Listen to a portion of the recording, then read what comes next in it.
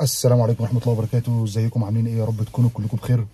طبعا يا جماعة انا اسف، الاضاءة ممكن تكون مش احسن حاجة، بس الساعة 4 دلوقتي ولسه فاضل ساعة وربع او ساعة وتلت على المغرب، ولكن احنا من الصبح كده والجو مغيم، فقلنا نحاول نلحق نعمل فيديو سريع قبل ما الاضاءة تروح خالص. امبارح عملنا فيديو كان بيتكلم عن جو بايدن وليه في احتمالية كبيرة ان هو ما يكسبش الانتخابات الجاية بسبب تراجع شعبيته، وفي احتماليه ان دونالد ترامب يرجع في الانتخابات الجايه في نوفمبر 2024. وطبعا لما دونالد ترامب يرجع هيعمل طبعا قرارات وحاجات ممكن تضر بالمهاجرين هنا في امريكا. والاثنين الحاجتين اللي هو ممكن يعملهم من وجهه نظري الشخصيه، هو اول حاجه هيحاول على قد ما يقدر ان هو يكافح الهجره، خاصه الناس، وهو حاول يعمل كده لما كان في الفتره اللي فاتت، حاول يعملها وما عرفش قبل ما يمشي، اللي هو كان منع اكتساب الجنسيه للبيبي المولود هنا من اب وام ما معهمش ورق. طبعا ده موجود هنا ومنتشر وبيحصل دايما عند الجاليه المكسيكيه، لانه كانوا بيدخلوا من الصحراء وعلى الحدود، سواء من كاليفورنيا او من تكساس. وطبعا ده كان زمان من حوالي 30 سنه كده ولا حاجه، كانت الحدود ما عليهاش يعني الرقابه الرهيبه اللي موجوده في الوقت الحالي. فانا شخصيا قابلت مكسيكان كتير يبقى عمره مثلا 28 سنه 30 سنه ولا حاجه، ويقولوا ان هو عامل الورق لابوه وامه، اصل ابوه وامه كانوا جم مشيوا في الصحراء، وهو خلاص اتولد هنا، فطبعا على طول اول ما اتولد اخذ الجنسيه الامريكيه. هم طبعا اعتقد 5 أو 6 دول في العالم اللي بيدوا الجنسيه الامريكيه بالولاده، منهم امريكا، كندا، والبرازيل، وممكن في دولتين او 3 كمان مش فاكرهم، يا ريت حد يقول لي في التعليقات مين هم. فهو طبعا ترامب بيحاول ان هو يمنع الموضوع ده، بل بالفعل حاول يعمله. لو تفتكروا لما كان منع، كان اتكلم في الموضوع ده، وكان حاول او عمل بالفعل منع مواطنين 5 دول من الشرق الاوسط ان هم يدخلوا امريكا، كان سوريا واليمن وليبيا والعراق واعتقد ايران. كان منع مواطني ال5 دول ان هم يدخلوا امريكا اعتقد لمده 6 شهور او سنه، لغايه لما في محكمه وقفت ايه القرار ده. طيب الحاجه الثانيه اللي ممكن دونالد ترامب يعملها، وهو انه يحاول على قد ما يقدر ان هو يقلص موضوع ايه الدعم والمساعدات والفلوس اللي بتطلع بره للدول اللي بره، زي مثلا اوكرانيا او غيرها من الدول. الجمهوريين بصفه عامه بخلة شويه في الموضوع ده، وكمان بيحاولوا ان هم يقلصوا الدعم اللي هو زي كوبونات الطعام اللي هي زي الفود ستامب. الناس اللي ما بتحققش دخل كبير بيقدروا يروحوا الكوني يقدموا على فود ستامب، حسب طبعا افراد الاسره، بيتعمل لهم بحث وكده، وحسب عدد افراد الاسره، الاب شغال بيعمل كام، الام قاعده في البيت مش شغاله، الحاجات دي كلها بتلعب دور. والكوني بتدي لهم او الحكومه الفدراليه بتدي لهم مساعدات، مثلا وليكن $900 في الشهر، $600 في الشهر، $1000 في الشهر، على حسب ايه كام عيل في البيت، والاب شغال ولا مش شغال، قاعد من شغله بقاله قد ايه، طب لو شغال بيعمل كام في الشهر كده يعني. فطبعا الجمهوريين بيحاولوا ايه يقللوا الحاجات دي كلها، وبتحصل قبل كده ان هم بعد ما بيوافقوا على ان هم مثلا يدوا فود ستامب لحد معين، مثلا ان هم يطالبوه بالفلوس دي بعدها مثلا بسنه او بسنتين، لو اكتشفوا ان الشخص ده مثلا كان شغال، او مثلا ما افصحش عن دخل معين جاله، او ما كانش صريح في انه يشرح لهم مصادر دخله. فبيحسبوا مثلا كان بيدخل له مثلا $1000 كل شهر مثلا لمده سنه او سنتين، ب 12000 لو سنه، 24000 لو سنتين، يقولوا له انت عليك ايه؟ عليك المبلغ ده لازم تدفعه، يا اما هيحصل لك مشكله. وطبعا طالما عليك مليم للحكومه هتدفعه يعني هنا الحكومه انت لو عليك لها باريزه هتدفعها، يعني هتدفعها، مش هيسيبوك، مش معاك هنقسطهم لك، وبفوائد طبعا وحاجات زي كده. فاللي عليه حاجه هنا ما بيعرفش يطلع منها.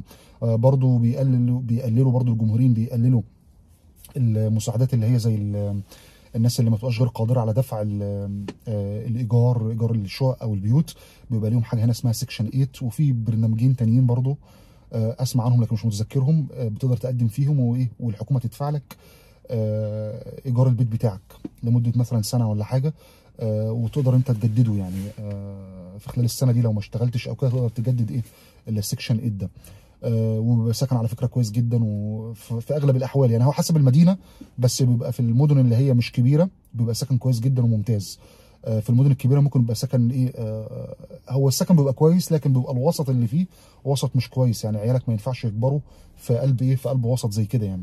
فالجمهوريين بيقللوا دايما الحاجات دي، وبيعملوا عقبات وعراقيل ان هم ايه يحاولوا يقللوا الفلوس اللي اللي بتدفع في حاجه من الحاجات في الحاجات اللي زي كده. برضو الجمهوريين ما لهمش في قصص المناخ والحاجات اللي بيعملها جو بايدن والحاجات دي كلها، والمساعدات الخارجيه بيحاولوا ان هم على قد ما يقدروا ان هم يقللوها. لذلك الاقتصاد بيتحسن بشكل يعني كويس في الفتره اللي بيبقى ماسك فيها الجمهوريين عن الفتره اللي بيبقى ماسك فيها الديمقراطيين. يعني اكتر واحد كان بيدي مساعدات والناس كلها مجمعه عليه، خاصه الناس كبار السن واللي كانوا مثلا ما عندهمش كارير معين، او ما معهمش شهادات، او عاشوا فتره طويله من حياتهم على المساعدات او كده. الناس اللي هم دلوقتي مثلا عندهم في الخمسينات والستينات دايما يتكلموا دايما بشكل كويس على بيل كلينتون، لان هو ده كان اكتر رئيس ديمقراطي او اكتر رئيس مر على تاريخ امريكا دفع مساعدات وعمل تسهيل كتير جدا جدا لكل الناس اللي محتاج واللي مش محتاج. كان كان بيقدر ياخد مساعدات في فتره ال8 سنين اللي هو مسكهم، اعتقد من سنه 92 او 93 لغايه سنه 98 او 99. الفترة دي كان فترة بيل كلينتون، كان الدولة ادت فيها دايما مساعدات. يعني برضو الحاجات اللي هي متعلقة برضو بالهجرة وكده ارجع لها تاني معلش. المواعيد هنا بتطول مع الجمهوريين. يعني مثلا انت معاك الجنسية الامريكية، خطبت مثلا عايز تجيب خطيبتك، بيبقى في حاجة هنا اسمها فيانسي فيزا، او مثلا اتجوزت عايز تجيب زوجتك بيبقى في فيزا هنا اسمها لم الشمل. الحاجات دي كلها في فتره الجمهوريين بتاخد وقت، انما في فتره الديمقراطيين بتلاقي العمليه متسهله والامور ماشيه والمواعيد بسرعه، تقابل بسرعه وتاخد الفيزا بتاعتك بسرعه وكده.